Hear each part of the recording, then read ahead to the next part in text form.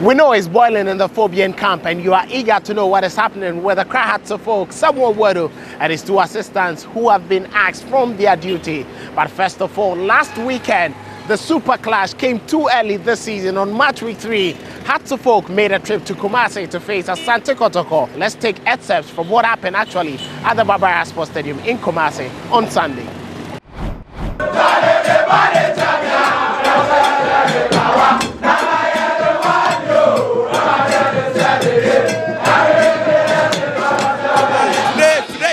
Fabo win, Kotoko will beat us by 3 goals to 0. We are very, very happy because this is just a mass win for us. We are going to score them 3 goals to 1. We are better than them. We are better than them. They can't do anything. That's all.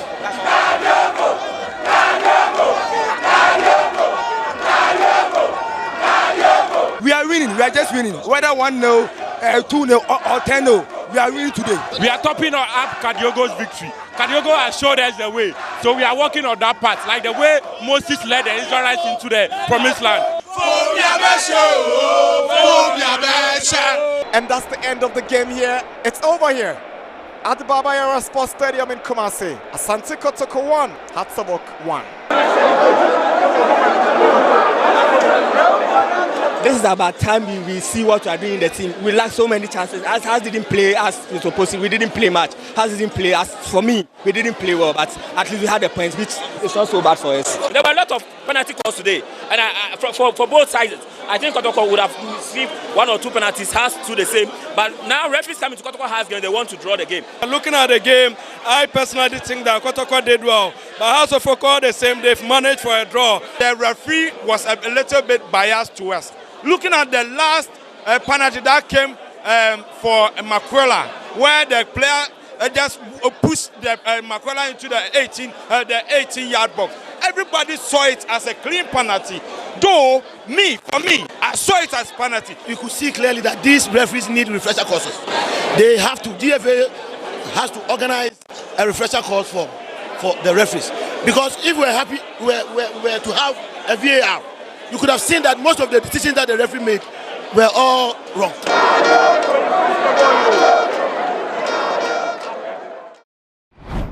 So those were the goals from match week 3 in the 2022-2023 Ghana Premier League. Well, the greatest challenges which come into man's life are certainly many, but 2 of them very most important.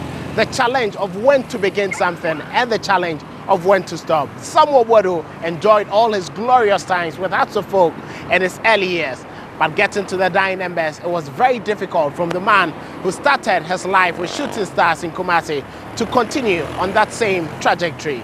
Here is the story of the man who has become the first casualty of the 2022-2023 Bet Power Ghana Premier League. The 36-year-old began his journey with the Phobians in March 2021, following an inconsistent run under Costa Papich. It's my privilege and honor to introduce to you the very brilliant, young and promising Mr. Samuel Wedu.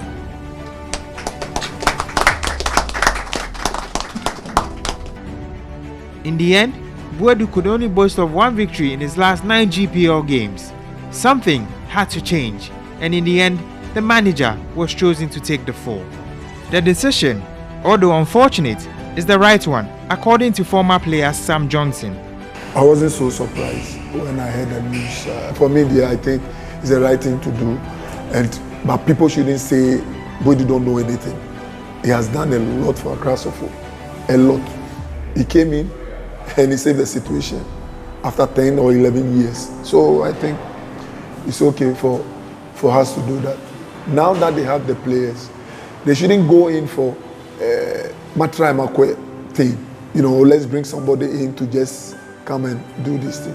I know they have this thing back of their mind long time ago, but I'm sure that now they know who is coming and who they're supposed to bring in. You understand? So they should go in for somebody who is coming to take on what they have. Sports journalist Felix Romark, who is a staunch Phobian, also believes it was appropriate for Wedu to leave. Like some of us, you know that this was about to happen. A bit surprised that it came as early as this 3 games into the new season. The results hasn't been that good. The results has been bad. It's been awful since last season. It's away from, even when Atofo won the league, wasn't something good to write home about. In 26 away games, he's been able to win just 6, lost 10 and drew 10 of those 26 games. And 2 of this, the 6 that he won, was even against teams that are based in Accra. So I think that Bodu set up himself. The coaching hasn't been good. He has the quality. Look at the materials available in terms of the playing body. Tugby, the executive chair, has invested a lot into the playing body, and you definitely want to expect a good outcome from the team. And I think that they look at what he's been doing with the team since last season. He didn't start the season well. The end of the season has been awful. He hasn't won again in the last 7 league games. And they didn't want to risk it like they did last season, where they gave him ample time to see how best he can resurrect the season. He couldn't do that. And you look at the next 3 games that Atofo has to play. They have to play Bibiani Gold Stars on Saturday, and then they go into Africa for their Confederation Cup. So it was a quick move to make sure that they don't repeat the mistakes of last year. I must say that the time was right for the team to start another era with a new technical team. I, on a personal level, want to wish him well, because he's done a lot for the club, and I want to see him excel wherever he goes. It came to me as shock, and I know it came to many supporters as shock also, after drawing with Asante Kotoko. And we thought he would be given some 2 or 3 more matches to play. But it's not too much of a surprise to knowing very well that coaches are always hired and fired.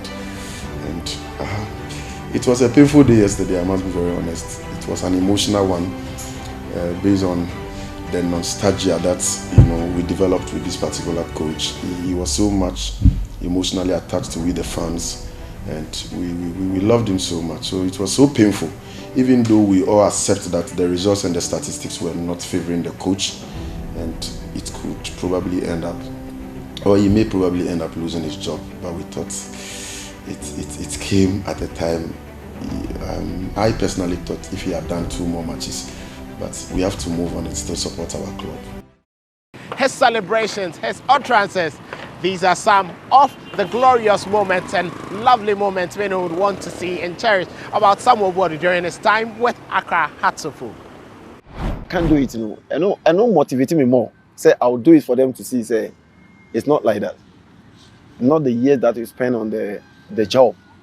What you can do, the ability that you have to do it. And in Africa now, aside that, there's nothing different. Yeah, in the future, in the future, handle Black Stars with all the pressures, like with me. I can. With me, I can. I can. My ba betenasi. My tenasi o haso fuk. My ba abetena. Me ba betena. Nya dia sibia me feli na maire na mako. Well, you're watching GPL Express live on TV3. My name is Kelvin Oswan.